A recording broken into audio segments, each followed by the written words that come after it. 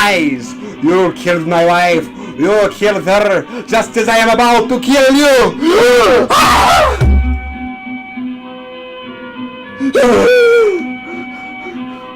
You must be indulgent of Dr. Vargas' weakness. He has an intense and all-consuming horror of cats. Freddy vs. Jason, Alien vs. Predator, and Frankenstein meets the Wolfman. There's something glorious about seeing two of our favorite monsters battle it out. And it all started with the Black Cat. Starring Boris Karloff and Bela Lugosi. Although they're not playing their trademark characters of Frankenstein's monster and Count Dracula, it's still the two titans of terror together in the original horror showdown.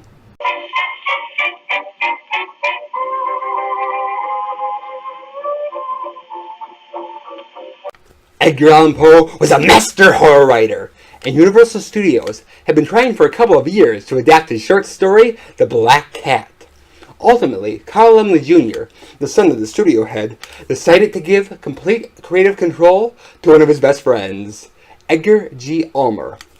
Ulmer decided to ignore the short story and all the work that had been done, and instead poured his twisted little heart into creating an original tale. With Universal's Frankenstein sequel in creative turmoil, this was shaping up to be a perfect vehicle for Boris Karloff to do in the meantime. And then someone, we don't know who, had the idea, what if Bela Lugosi was in it too? In 1931, Bela Lugosi starred in Universal's Dracula.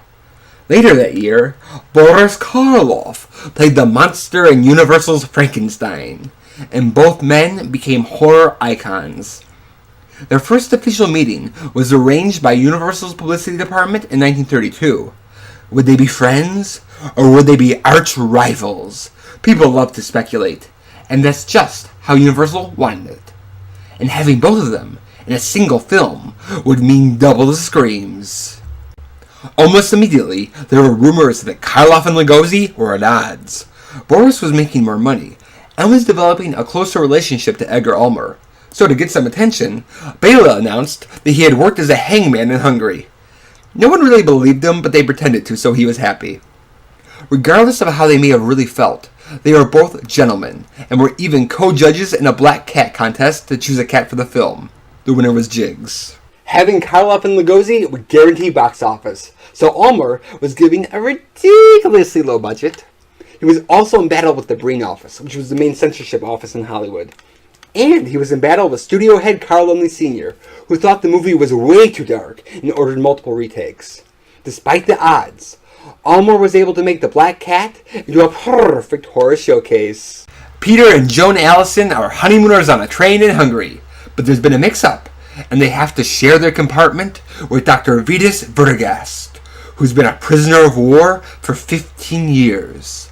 He tells the young couple that he's going to see an old friend, but is really going to settle an old score. Halmar Plzig served with Vitus at Fort Marmaris, but sold the fort to the Russians, snuck away in the night, and let everyone else die or be captured. Then he married Vitus's wife Karen. Because of the storm, the young couple and Vitus are forced to stay the night at Halmar's house. Vitus bides his time to enact his revenge. Meanwhile, Halmar plans to use Joan in a satanic ritual. And it's revealed that after Karen died, Halmar married Vitus's daughter, Halmar's very own stepdaughter. The film starts off like the typical old dark house story.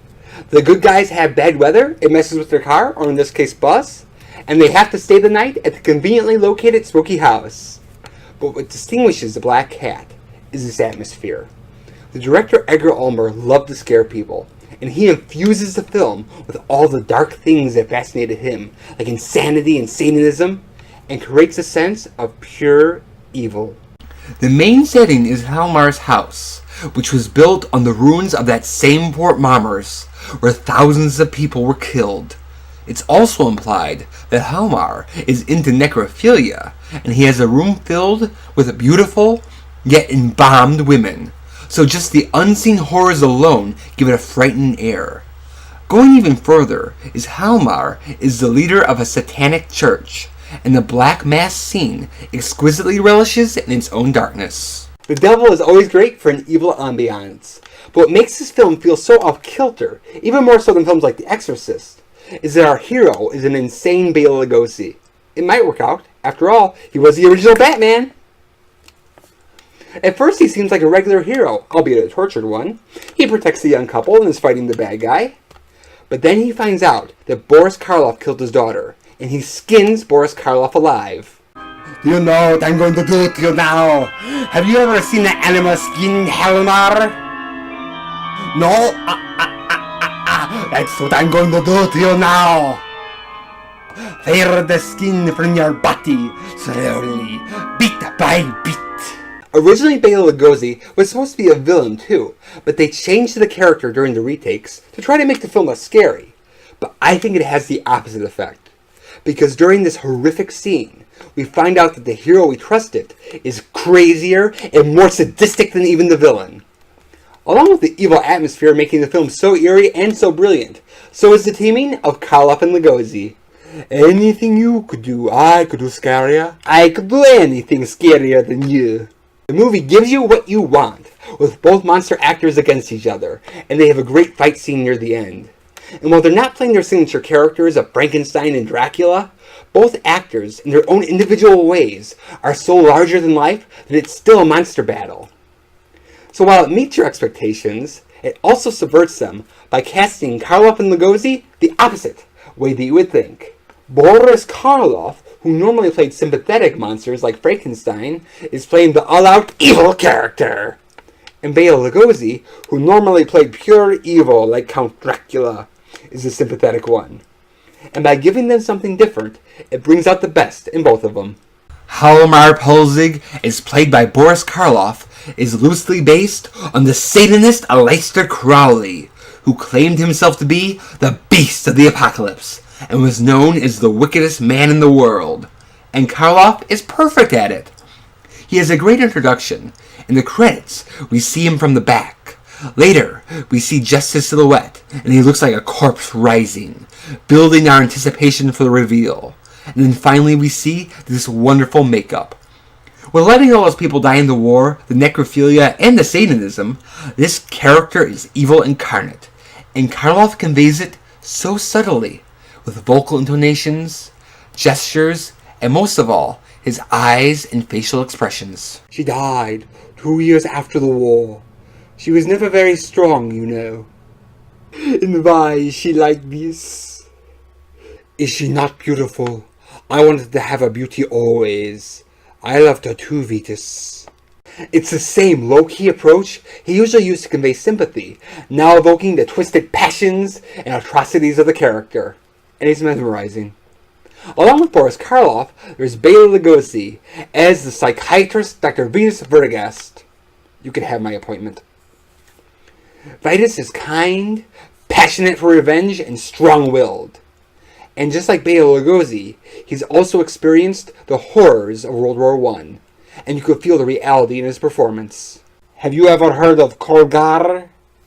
It is a prison below Omsk. Many men have gone there. Few have returned. I have returned. After 15 years, I have returned.